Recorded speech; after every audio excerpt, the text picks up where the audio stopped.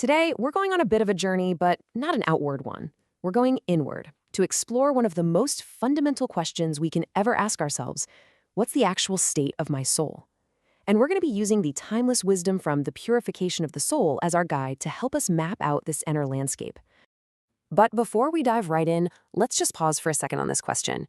Seriously, what does it truly mean to you to purify your soul?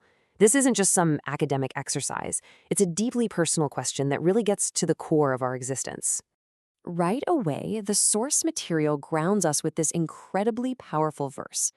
It frames this whole conversation not as some kind of self-help trend, but as the ultimate benchmark for success or failure in life. It's suggesting that our number one task, our main job here, is this very act of purification. Okay, so where do we even begin with a task that huge? Well, first things first, we need a map. We have to understand the possible conditions of our spiritual heart. And the scholars whose work is compiled in this book, they give us a really clear diagnostic tool by identifying 3 basic states the heart can be in. This is just fascinating, isn't it? The book lays out this whole spectrum of our inner life. So on one end, you've got the healthy heart. It's at peace, it's clear, it's connected.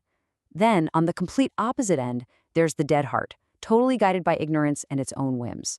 But it's the one in the middle that I think is so relatable, the sick heart. It's described as being in this constant state of conflict, right? Pulled between a love for God, but also this craving for its own pleasures and a touch of self-admiration. I mean, who can't relate to that feeling of being pulled in 2 different directions?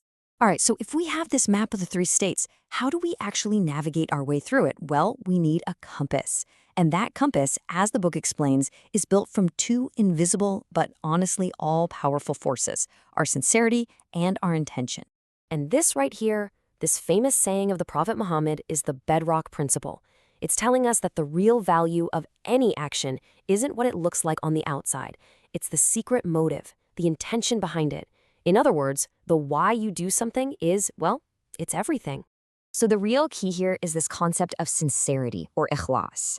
And you can think of it like a filtration process. It's about actively, consciously removing any junk from our motives, the desire for praise, for money, for status, so that whatever we're doing is done purely for the sake of God and God alone. The book gives us this perfect case study to chew on. Just imagine someone performing this huge, grand deed, like fighting in a battle. But they're doing it for fame and for money. The question is then posed, what's the spiritual reward for that person? And the answer is just absolute. He receives nothing. And the prophet apparently repeated it 3 times just to drive the point home. It's such a stark example of how an outwardly amazing action can be made spiritually weightless, completely canceled out by a corrupt intention. But these impurities aren't always so obvious. Take this much more subtle example from the book. There's this story of a man who always prayed in the front row of the mosque. One day he was late and he had to pray in the back, and he felt this pang of embarrassment when people saw him there. But in that moment of shame, it hit him. The pleasure he always felt in the front row was actually tied to people seeing him and admiring his devotion. A tiny hidden impurity had snuck into his most sacred act of worship. This quote just summarizes the whole section perfectly. Intention is like this great spiritual multiplier. A tiny, simple smile given with a pure heart can be spiritually massive. And a huge charitable donation made so everyone sees your name on a plaque, well, it can be spiritually hollow. It all comes back to the state of the heart. Okay, so we've got our map of the heart states, and we've got our compass of sincerity and intention. So how do we actually use this stuff in our day-to-day lives? Well, we have to learn how to read the terrain of our own soul. We have to learn to recognize its symptoms, kind of like how a doctor diagnoses an illness. And here we have a direct side-by-side comparison, like a spiritual checkup. We can ask ourselves, is my heart drawn to things that are spiritually harmful? Or, on the other hand, does it feel more genuine pain from missing a spiritual connection than from, say, losing some money? The book suggests that a healthy heart's main concern is being aligned with God, and that's where it finds real, lasting peace. So let's dig into these symptoms of a sick heart a little bit. A huge sign is just a lack of awareness, an inability to even feel the spiritual pain that its own actions are causing. It's like a patient who knows vegetables are good for them, but just keeps choosing junk food instead. It prefers the spiritually harmful stuff. And eventually, it gets so used to being sick that it would rather just put up with the pain than go through the effort of finding a cure. Now, in beautiful contrast, the signs of a healthy heart are all about yearning and what it prioritizes. It longs for its ultimate purpose and is actively preparing for it. It treasures its time even more than a miser treasures their money, because it knows that time is the only currency you have to do good.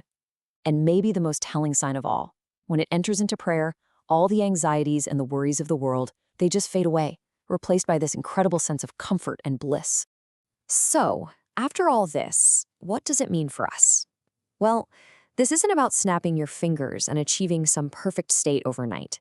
The path of purification is presented as something very different, not a destination, but a constant, lifelong journey. And that is the key takeaway right there. This isn't a one-time fix. It's a continuous loop of self-awareness. It's about constantly checking that inner map, questioning our direction with our compass of intention, and just trying to be sincere in everything we do. Our work, our family life, our quiet moments of worship. And that really brings us to the end. This entire body of incredible wisdom, from diagnosing the heart to understanding our deepest intentions, it all comes down to this one simple, practical question. So forget the huge abstract goal for just a moment. Based on everything we've talked about, what is one small, simple, intentional step that you can take on your path right now, today?